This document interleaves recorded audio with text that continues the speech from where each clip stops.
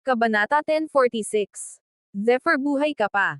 Pagkarinig nito, sandaling parang may sumabog na bomba sa ere, dahilan para bahagyang magbago ang ekspresyon ng mukha ng lahat. Bagamat sinabi lang ni Sikong Jiuzi ang pangungusap na ito, naglalaman ito ng lahat ng uri ng nilalaman. Mula sa kanyang mga salita, halata na nakipaglaban si Zephyr kay Sikong Jiuzi. Pagkatapos ay tiningnan nila ang kasalukuyang Zephyr. Malinaw na buhay pa si Zephyr na nangangahulugang hindi niya napatay si Zephyr.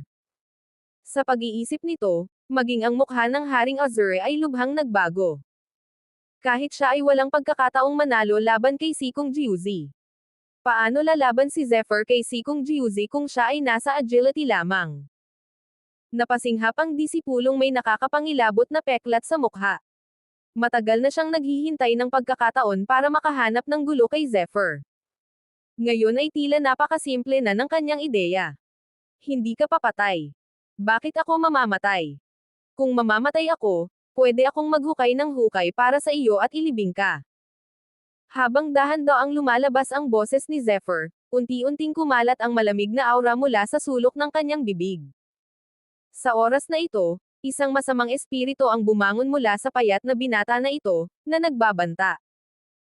Dahil sa layuning pumatay, maging ang mukha ng binata na may gininto ang buhok ay bahagyang nagbago, na para bang ito ang unang beses na nakita niya si Zephyr. Sa unang pagkakataon, naramdaman niya ang bangis ng tila batang ito. Bye-bye. Nang dumilim ang mukha ni Sikong Jiuzi at nagniningning ang kanyang mga mata sa matinding pagpatay, may biglang pagbabago sa ikatlong palapag ng bulwagan. Sumabog ang mga sinag ng liwanag sa bulwagan, kasunod ang tatlong simple ngunit napakalakas na bowl ang ilaw. Ang tatlong bola ng liwanag ay pawang may taglay na isang uri ng mapang-ipang aura. Habang pataas at pababa ang mga ito, malinaw na maririnig ang walang katapusang presyon. Hindi lang iyon, kundi pati na rin ang mga tipak ng aparisyon, multo ay nagbabago mula itaas hanggang ibaba, tulad ng mga dragon at tigre, na may parang banal na pagbabago-bago.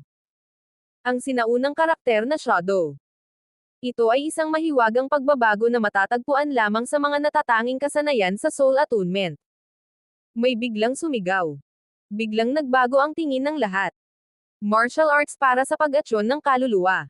Martial arts para sa pag-aksyon ng kaluluwa. Ang mga kahangahangang pamamaraan ng martial arts, kapwa kasanayan sa martial techniques at pamamaraan ng martial cultivation, ay lampas sa imahinasyon ng mga ordinaryong tao. Ang mga sinaunang karakter ay nagtataglay ng malalaking misteryo. Ang bawat karakter ay may taglay na isang uri ng diwa ng martial arts, na para bang kaya nitong makipag-ugnayan sa mga misteryo ng langit at lupa, na lumilikha ng isang malakas at mahiwagang pakiramdam.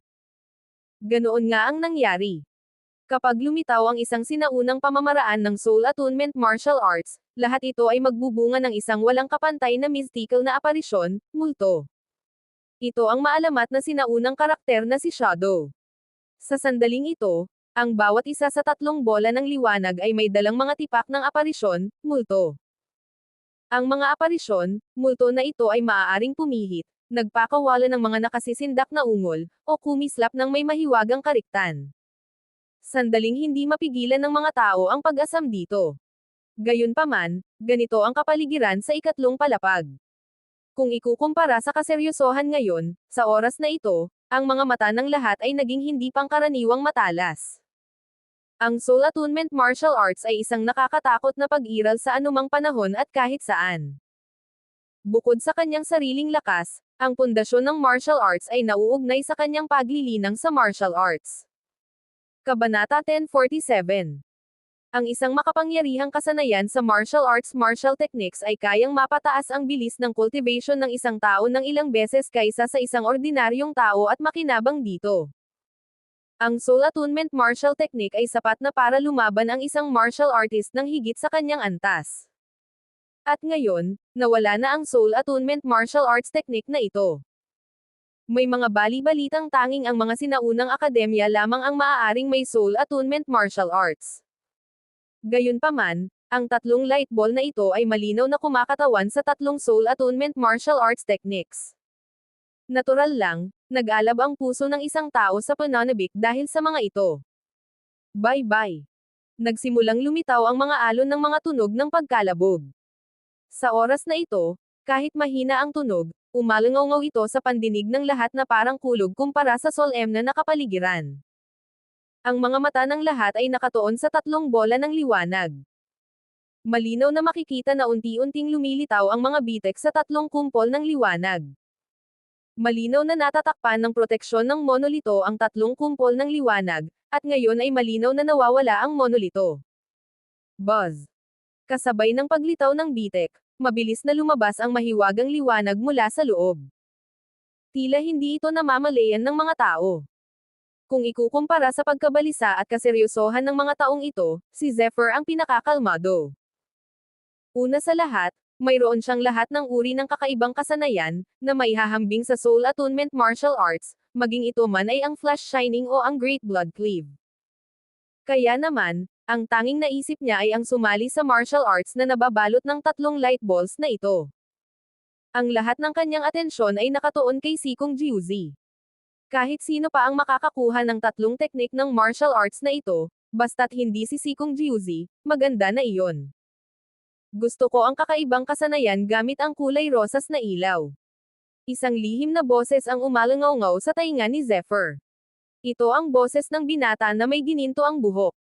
Ang tatlong kumpol ng liwanag na ito ay naglalabas ng iba't ibang sinag ng liwanag. Madali silang mapaghiwalay.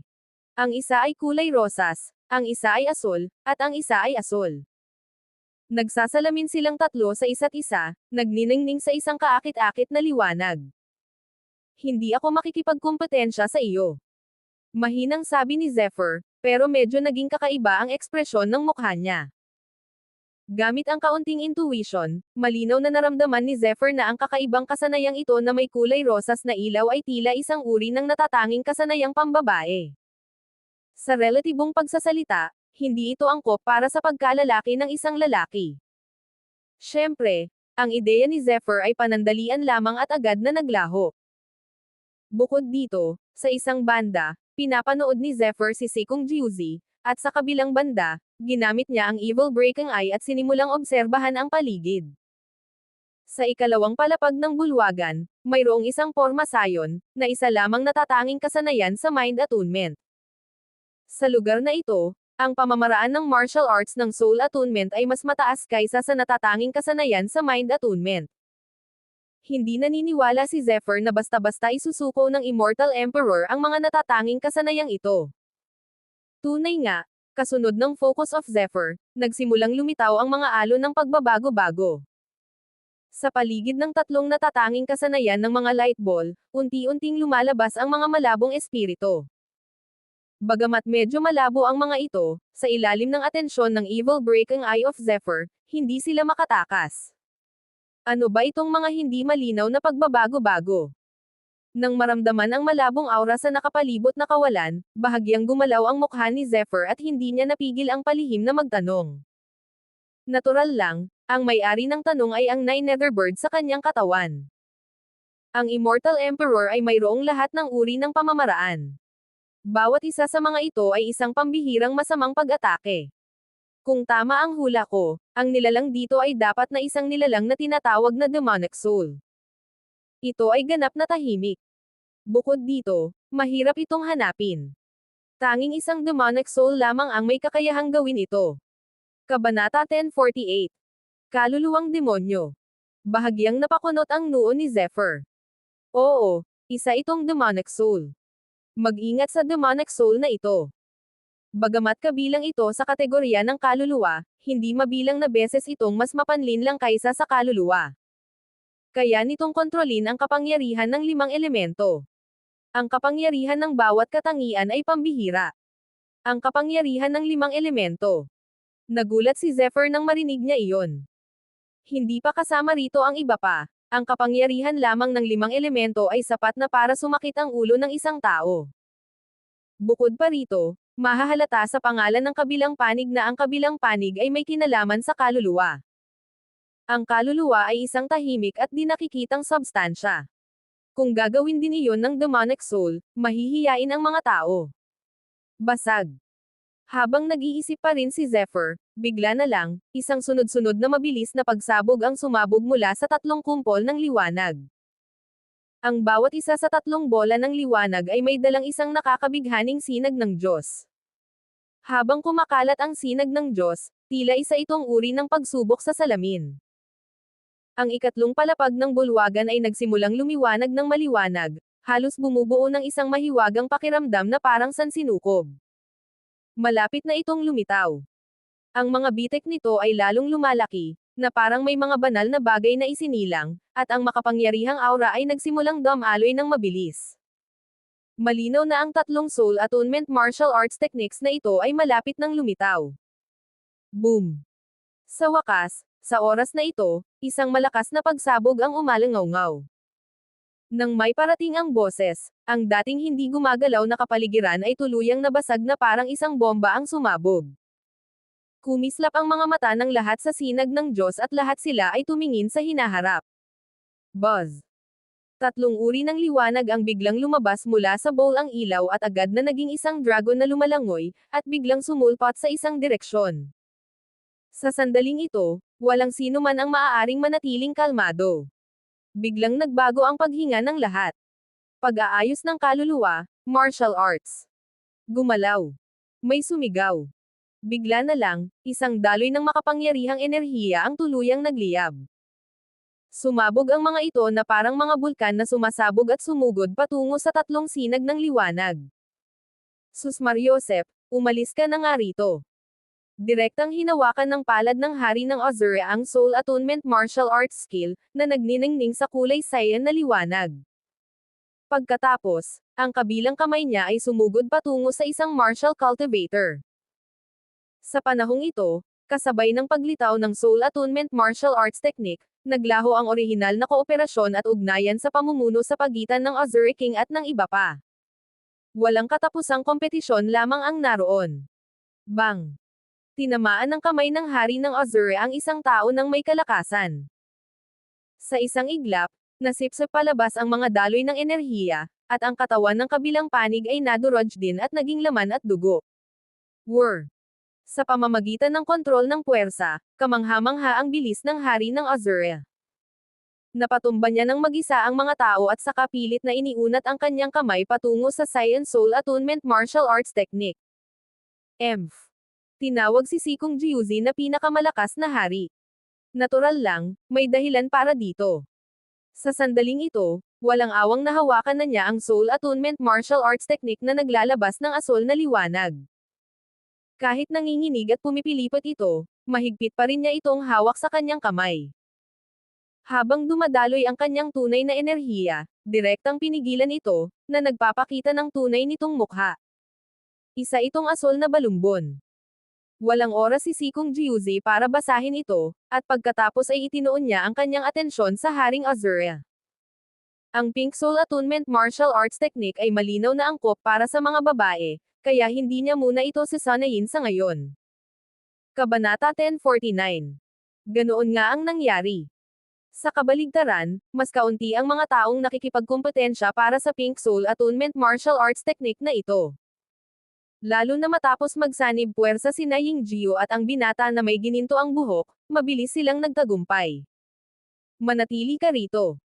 Isang daliring nagniningning sa gininto ang liwanag ang biglang lumunok at nag-evolve, agad na pinunit ang kalangitan. Sinimulan nitong atakihin ang hari ng Azure ng may kabangisan. Ang daliring iyon na nagniningning sa gininto ang liwanag ay parang isang gininto ang banal na haligi, hindi mapigilan. Bigla itong bumukas at nilok ang espasyo sa paligid niya. Ang taong kumilos ay si Sikong Jiuzi. Isa lang ang kanyang pakay ang Haring Azure. Dumagundong. Kasabay ng isang nakakapangilabot na pagsabog at tunog ng pagkapunit, hindi napigilan ng hari ng Azure na magbago ang mukha. Sikong Jiuzi, how dare you? Hindi niya inaasahan na aatakihin siya ni Sikong Jiuzi ng ganito kasabik sa oras na ito. Gayunpaman, nang mapagtanto niya ang nangyayari, nakaabang na sa kanya si Sikong Jiuzi. Nanginginig ang nakapalibot na kawalan, at ang daliri ay lubhang siksik. Mayroong hindi mapigil ang pagpatay sa pagitan ng walang katapusang gininto ang ilaw. Tara na. Bagamat gusto niyang patayin si Sikong Jiuzi sa oras na ito, malinaw na naramdaman ni Zephyr na may mali. Malamang na Magi gising ang demonic soul. Pagkatapos, sinunggaban ni Zephyr ang binata na may gininto ang buhok at sumigaw. Paano ang lakas ng loob mo? Malinaw na hindi inaasahan ng binata na may blonde na buhok na hahawakan ni Zephyr Khan ang kanyang kamay. Bigla, isang hindi maipaliwanag na galit ang napalitan sa kanyang mukha. Boom! Kasabay ng matinis na sigaw. Sa wakas ay nagbago ang mukha ni Zephyr. Ang demonyikong kaluluwa ay gising. Bang! Nabuo ang matatalas at mahahabang alon ng tunog at kumalat ng mabilis sa paligid. Ang alon ng tunog ay nakakabighani sa mundo, at saan man ito dumaan, para itong bula na nadurog at naging pulbos. Ang binata na may gininto ang buhok, na sa simula ay galit, ay biglang nagulat. Anong nangyayari? Kumunot ang noo ni Zephyr at hindi nagsalita. Sinubukan lang niya ang lahat para lumipad pa atras. Tara na, umalis na tayo rito. Sa harap ng kanyang evil breaking eye, mas marami siyang nakitang tao kaysa sa mga ordinaryong tao. Sa oras na ito, kitang-kita na ang lahat ng uri ng masamang enerhiya ay nabubuo. Ang espiritu ng 5 elemento ay partikular na malakas. Hindi lamang iyon, kundi mayroon ding mga malinaw na linya sa lupa na hindi mapapansin ng mga ordinaryong tao. Malinaw na ang tekstura ay isang sinaunang porma sayon. Kapag ito ay na-activate, daan-daang tao ang papalibutan nito. Kung pag-uusapan ng aura at anggulo, ang pormasyong ito ay isang malaking porma sayon ng pagpatay. Boom! Isang matinis na boses ang umalangaw-ngaw.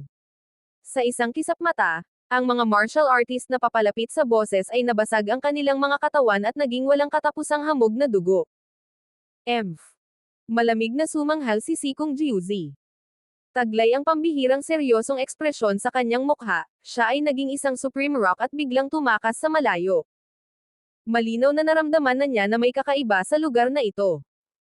Kaya naman tumigil na siya sa paghabol sa hari ng Azure at piniling umalis. Damn it! Nang makitang umalis si Sikong Jiuzi, bahagyang nagbago ang mukha ni Zephyr.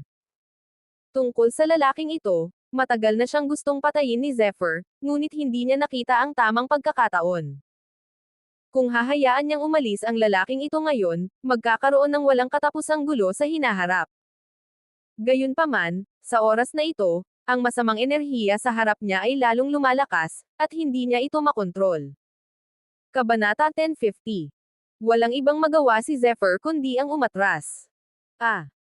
Isinama ang binata na may gininto ang buhok at si Yingjiu, dali-dali silang umatras, naghahanap ng daan palabas. Bigla, isang matinis na sigaw ang lumitaw sa oras na ito. May hindi matatawarang takot at sakit sa boses na ito. Doon, dahil nahuli siya ng isang hakbang, ang katawan ng Haring Azure ay nababalot ng kakaibang mga ilaw. Ito ay isang pulang dugong ilaw na kasing liwanag ng Escarlata, ngunit may nagliliyab na aura. Kumalat ang liwanag at nakulong ang hari ng Azure. Boom! Sa sumunod na sandali, ang sinaunang porma sayon sa lupa ay sa wakas ay ganap ng naaktibo. Ang sinaunang porma sayon na ito ay lubhang makapangyarihan. Sa maikling panahon, nabuo ang mga ito at naging nasa salat na kariktan, na isa-isang bumagsak, na parang mga yelong-yelo, na nakapalibot sa lahat ng matatanda at mga tao sa sinaunang porma sayon.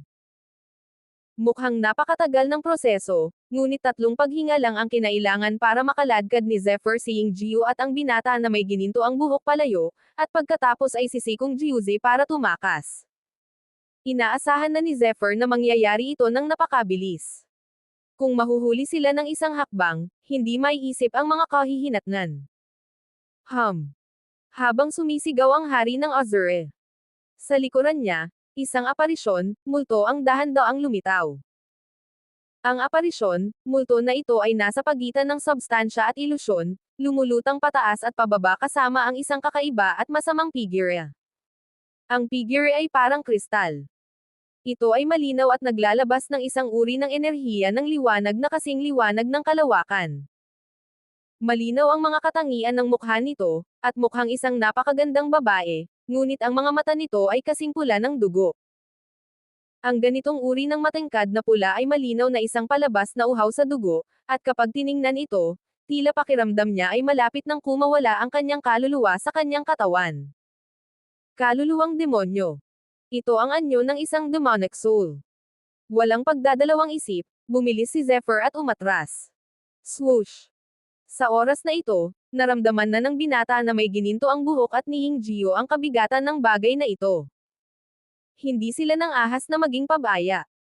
Diretso silang humakbang sa kalangitan at sumunod kay Zephyr, at mabilis na umalis. Pumunta ka doon. Nagningning ang mga mata ni Zephyr sa sinag ng Diyos. Umasa sa malakas na pananaw ng Evil Breaking Eye, mabilis na nakahanap si Zephyr ng isang lihim na daanan at sumigaw. Tara na! Sa oras na ito, hindi na tumanggi ang binata na may blonde na buhok at sinigawan pa si Hing-Gio. Whoosh! Habang kumikislap ang tatlong figure sa kalangitan, nawala rin ang tatlo. Ang pagtingin sa tatlong nawawalang figure ni na Zephyr, si Kung Jiuzi. Ang pakiramdam. Nang mawala ang tatlo at si Kung Jiuzi. Bigla, isang matalim na tunog ang lumabas mula sa loob ng malaking bulwagan. Sa sumunod na sandali, isang malakas na enerhiya ang mabilis na lumabas mula sa buong bulwagan. Sa sandaling ito, parang isang bulkan na sumasabog. Agad na naangat ng malakas na enerhiyang ito ang malaking bulwagan. Boom! Isang pagsabog na nakakapanggimbal sa lupa ang umalangaw-ngaw. Biglang naging kawalan ang buong bulwagan. Gayunpaman, habang umiikot ang kawalan at pulbos, dalawang aparisyon, multo ang dahan-daang lumitaw. Pareho silang mukhang kasing linaw ng jade, na para bang dalawang kahanga-hangang likhang sining, at ang mga ito ay napakaganda. Mukha silang lahat na babae.